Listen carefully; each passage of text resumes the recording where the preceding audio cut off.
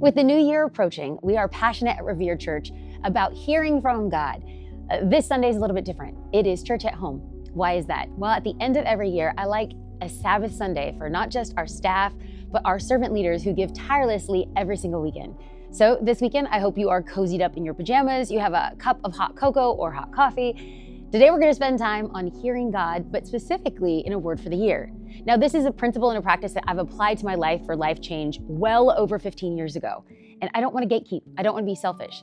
I have a personal podcast called We're Going There, and I recorded this for the podcast community. And a couple of the staff members who now do this religiously with me every year, we decided that we didn't want to be selfish. We want to share it with our church community as well. So this Sunday, we're going to spend a little bit of time. And I'm going to encourage you on this Sabbath Sunday to spend time to hear from God for you. What is your word for the year? Again, this is not magical or mystical. I'll explain this in a second. This is simply a barometer to hear from God and apply this as a grid or a matrix over our life. That when life gets crazy, when life gets tumultuous, when we feel like we're winning or losing at life, we go back to a reminder. God spoke this word to us at the beginning of the year as a North Star, as a guide, as a map. So grab your notebooks, grab your journals, grab your pen, and most importantly, take time to hear from God. I can't wait to see everyone back in the house on Sunday, January 4th, as we kick off with our word for the year as a church. Can't wait to see you with your loved ones. God bless you. Merry Christmas and Happy New Year. With the new year looming in the foreground and us walking through the holiday season together, I am so excited because today I'm joined with my co-host, Reachy Peachy Pumpkin Pie, the cutest dog in the world, as we talk about our word for the year. And the set is a little bit different today because the offices are in the progress of building out a studio. And so the amazing guys came to my house and we get to be in my living room. And so welcome to my house. Welcome to my living room. We're going to sit across from each other today and have a conversation on one of my favorite things to talk about, and that is hearing from God. Okay, I know, might feel a little overwhelming. Bear with me. I like to have a word for the year. And this word for the year, there's nothing magical or mystical about it. It's simply a way to calibrate our hearts.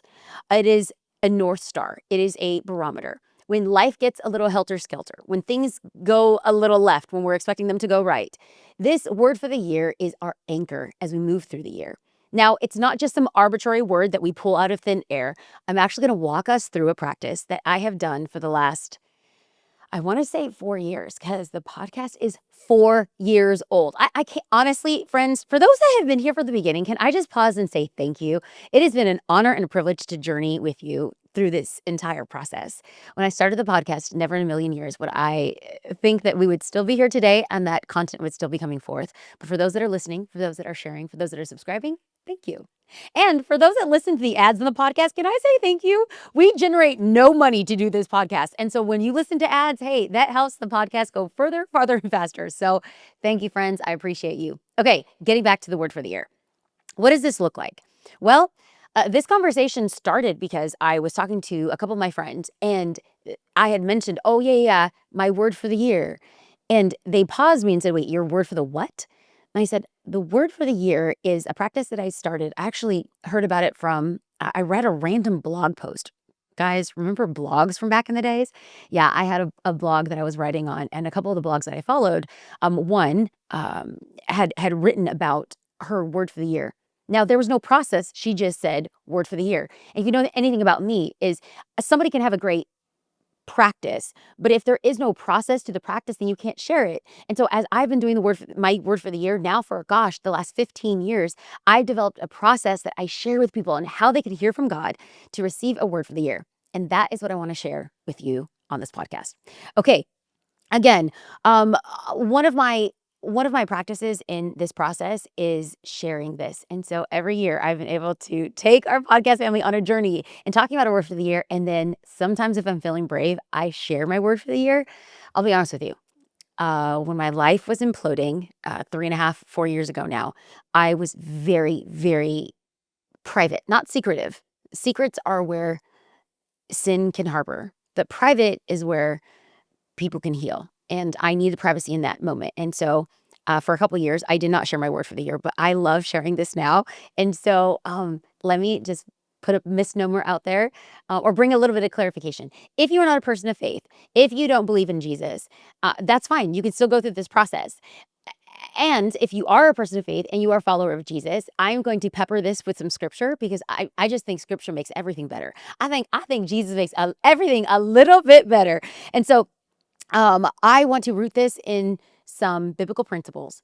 I want us to pause and I want us to go through this practice so that it becomes principles for transformation in our life. So pull out a notebook. You might have to pause the podcast. That's totally fine. If you're watching on YouTube, you get to see Richie just chilling here. He has found his inner peace, and I hope by the end of this process, you will too.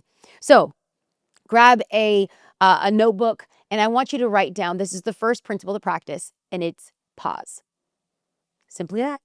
I'm telling you, you guys, this is easy. You're going to hear from God, and this process is easy. Okay, so I want us to go through a process right now that is going to take crucial inventory of what has happened in the last year.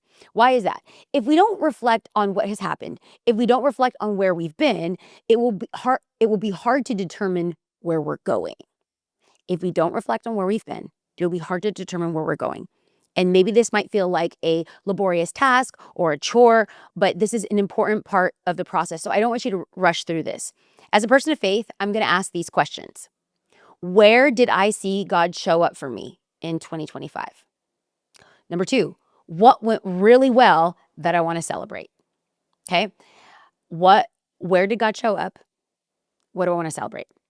After you pause and reflected on those ones you don't have to write down. That's just in the pause. That's just a little grease on the gears. Okay. These are the questions that I want you to ask yourself.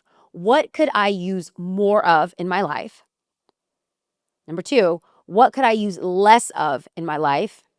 Number 3, what are characteristics or values that I would like to exemplify?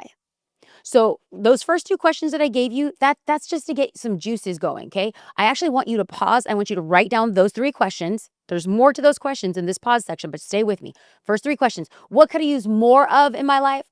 What could I use less of in my life? Number 3, what are characteristics or values that I would like to exemplify? Okay, once you've spent time pausing and answering those questions, I then want you to ask yourself question number 4. Actually, this is more of a fill in the blank. This is fun. This is like Mad Libs, and we get to do it together. By the end of the day, I feel blank. Okay, so I want you to fill in the blank here. Ask yourself right now, by the end of the day, I feel blank.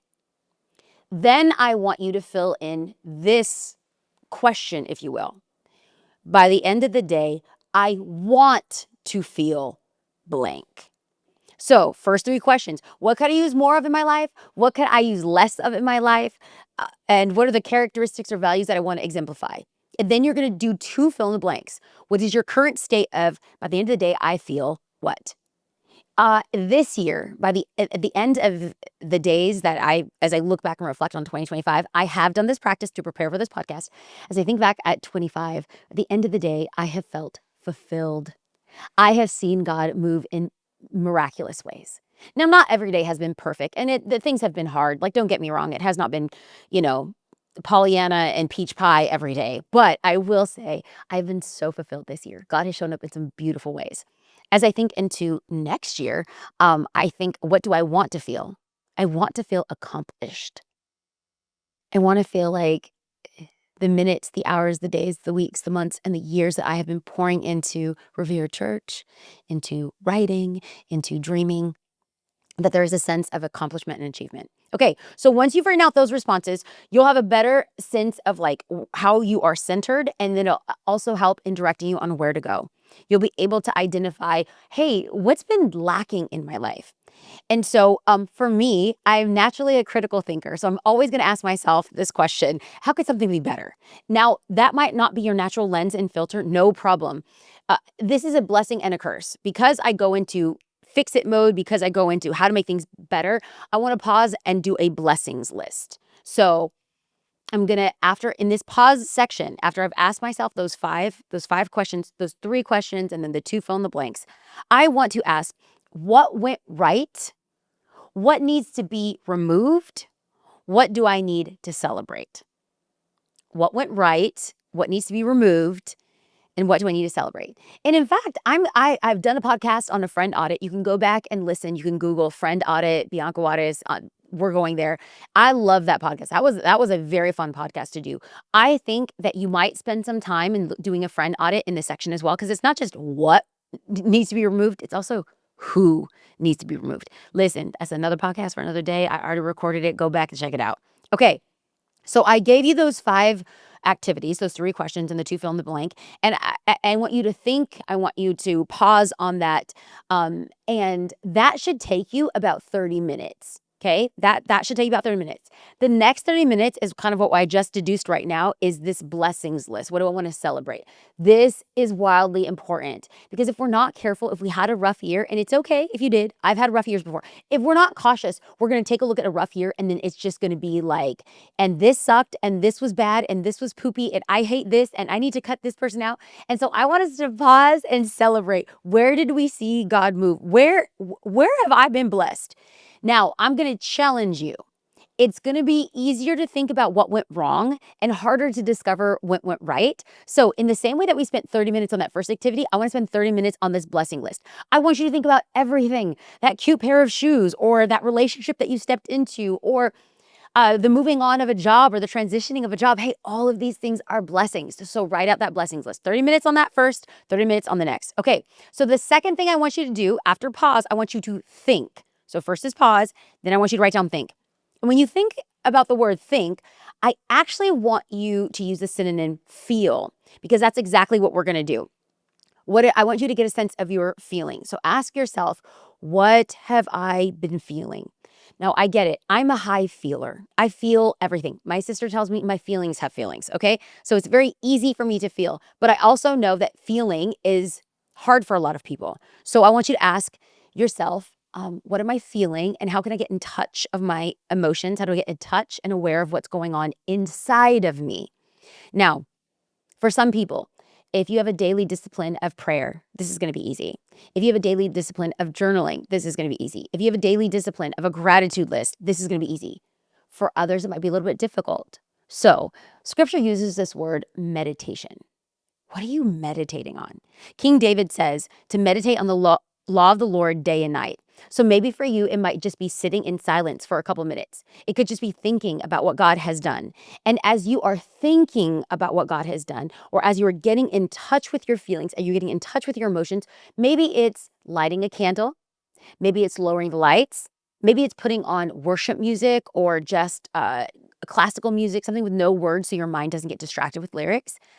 And then as you begin to get inside of yourself, I want you to invite you to begin to visualize. What comes to mind? What comes up in your heart? What do you begin to feel? So this is probably going to take the most time, especially for those that are not super in touch with their emotions or super in touch with your feelings. Give yourself time. You don't have to do all of these 5 steps in one shot. You could break it up. I actually didn't have like 3 hours to do this all at once. So I broke this up. It's okay if you break this up. But for this one, I want this one to give yourself time. Give yourself a good hour, even if you use it or not. And I know this might feel very woo-woo. It might feel very like therapy. If you know me, I love me some therapy. But y'all, this isn't therapy. This is just giving us space to pause and to get inside of ourselves. What am I thinking? What am I feeling?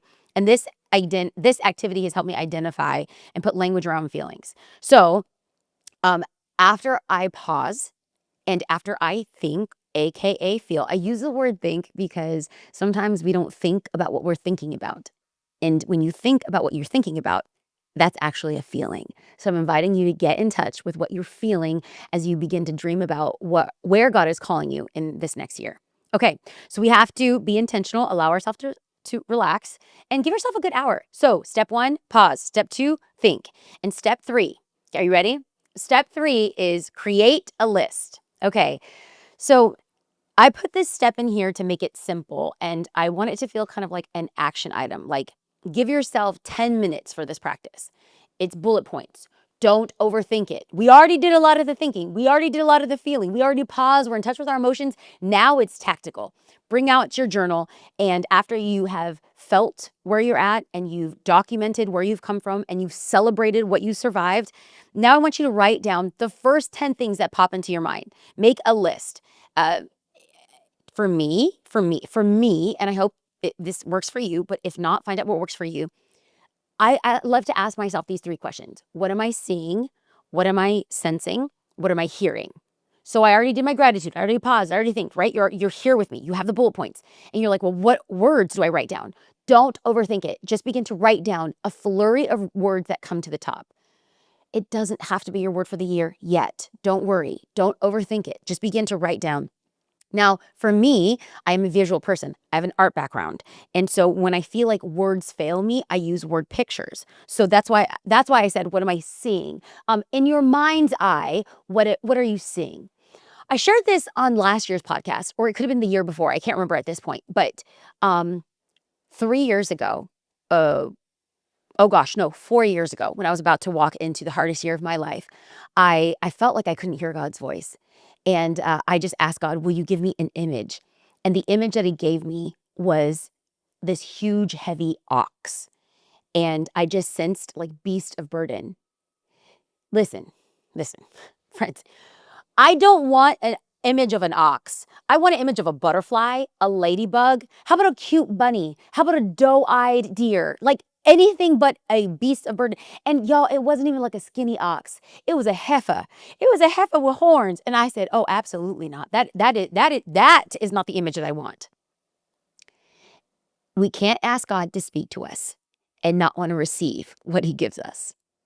So, much to my chagrin, I turn my journal, my notebook around lengthwise, and I draw what I saw, and it was an ox.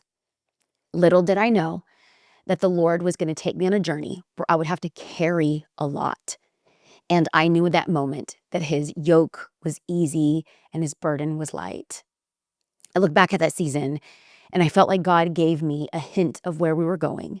And I'm so grateful for that, because when I felt like I wanted to give up, when I felt like I was too weak, he reminded me that it's not my strength, it's his.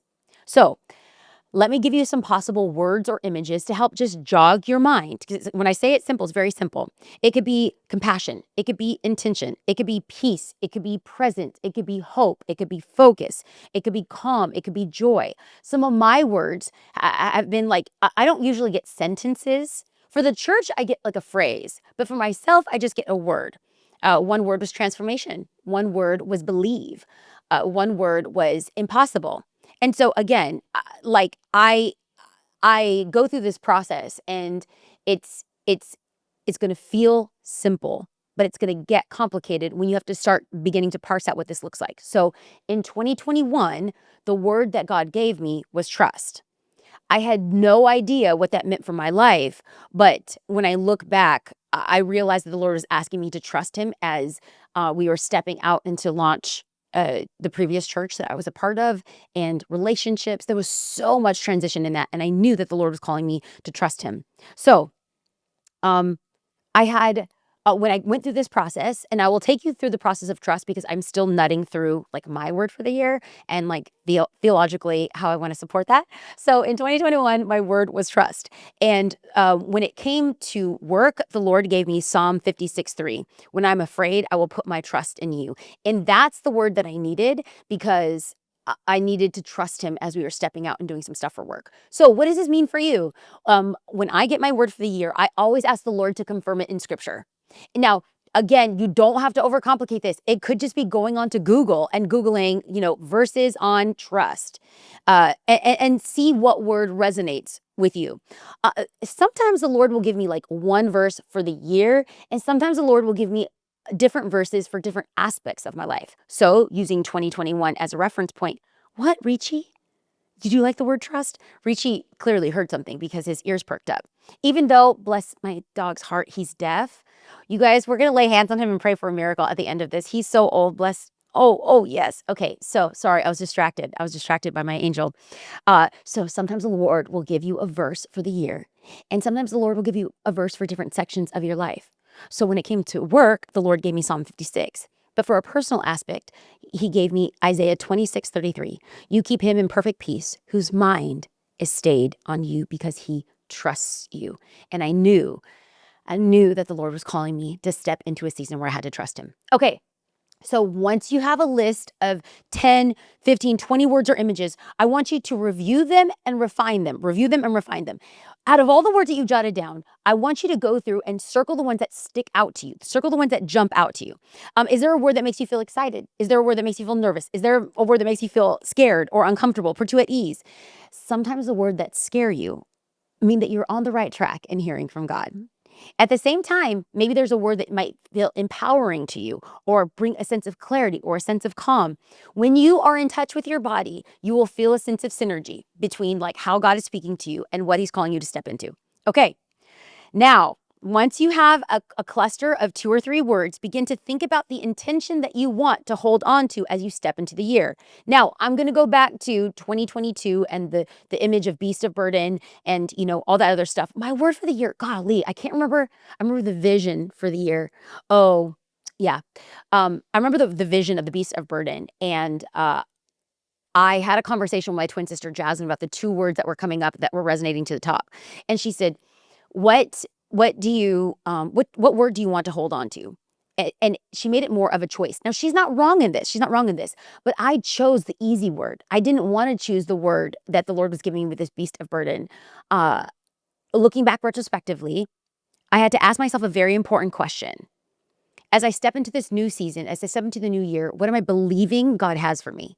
And that's how I ended up picking between those 2 words. So you might come to the top. There might be 2 or 3 words that you feel like, oh no, this definitely resonates. Now I want you to set them in front of you, visually set them in front of you. What word do you believe that God is asking you to hold on to? So now I will invite you into my word for 2026. The word that God gave me for 2026 was the word more. And at first, in my flesh, I said, oh yes, Jesus, more favor, more money, more, God, give me more of the more. Hallelujah. Yes. And as I began to sit with it, and I began to actually ask God to theologically confirm this word through his word, I realized that the more that the Lord was asking me to step into was he was asking me to be entrusted with more. Not that I would have more, but with what he has given me, can he trust me with it? So, and I think about Revere, God's going to ask me to give more. When I think about this podcast, the Lord is asking me to be more intentional. When I think about, I told producer Madi I didn't want to say this on the podcast because now it's like I have to be accountable. I know I have to write my book. I know I have to write my book this year. And writing a book is laborious. And if I'm honest with you, it's scary. It's birthing a child. It's birthing a big-headed baby and hoping the world thinks it's beautiful. And so the Lord has entrusted me with a lot, and he's asking me, can I entrust you to carry the more? Once you have your word, you have to ask yourself this question. I want you to write this down. Am I interested or am I committed? Am I interested or am I committed? As I think about my word for the year, more. Am I interested in this concept or am I super committed to believing that God is inviting me to the more? And this question is so important because this is going to be the anchor. And this is when you know that this activity is for you or not. Because if it's like fun and kicks and giggles and you're like, this is my word for the year, but you don't want to do the work of actually holding on to that word, guess what? You're going to quit. You're going to quit. If you're doing this because this is what everyone else is doing, it's not going to be important to you. But if this is a practice that you make a discipline and it's the word that anchors you back, it will remind you of what God spoke to you. My word for 2025 was believe. Blessed is she who believes. And it was rooted in Luke chapter 1. And I believed that the Lord was going to open up amazing relationships. I believe that the Lord was going to take Revere, as we launched Revere in 2025, to places that I could never dream of. And you guys, this feels scary to say. Richie, you're fine. This feels scary to say, but I believe that the Lord is going to help us discover a building. And right now, we are in December. And I don't know. Y'all are hearing me say that I believe that the Lord would help, would like unlock something for a building for Revere. And there's only 29 days left as of recording. There's only 29 days left. And I'm still the girl because God gave me the word believe. And I will believe until December 31st that he can do a miracle. So are you interested or are you committed? Okay. Once you have gone through these practices, once you have gone through asking yourself this question, now I'm going to ask you to share what God has shown you. It's one thing if you hold on to your word for the year, but it's so much more powerful if you invite your community into it and they could hold you accountable. Because when you are weak and when your emotions feel like they cause you to wane, your friends will remind you what God spoke to you. So you can go ahead and share your word for the year with your friends, or if you are brave, share it with me. Friends, I know that there's people that listen to the podcast because we have analytics, but I don't hear anyone chirping back. I want to know. So you can tag me at Bianca Juarez official and tell me what your word of the year is. You could share this podcast and do this activity with your friends. And if you're crazy like me, when God gives you your word of the year, you can invite your friends. Mine are my sisters. On January 2nd, we have a standing date where we go to Color Me Mine and we make mugs with our word for the year. Oh, I'm going to share my word. When my mug is done, I'm going to share it with everyone. I'll share my believe one with the podcast family. And I'm nosy. I want to know, how is God speaking to you? And where is he taking you in 2026? There's more for you, friends. I firmly believe it. I love you. I'm grateful for you. Thank you for listening to this podcast. You can go ahead and tag me at Bianca Juarez official with your words of the year or anything positive that you're learning from the podcast. I'm so grateful for you. You can subscribe and make sure that you don't miss out on anything in the future. And there's more to come in 2026. Love you, friends.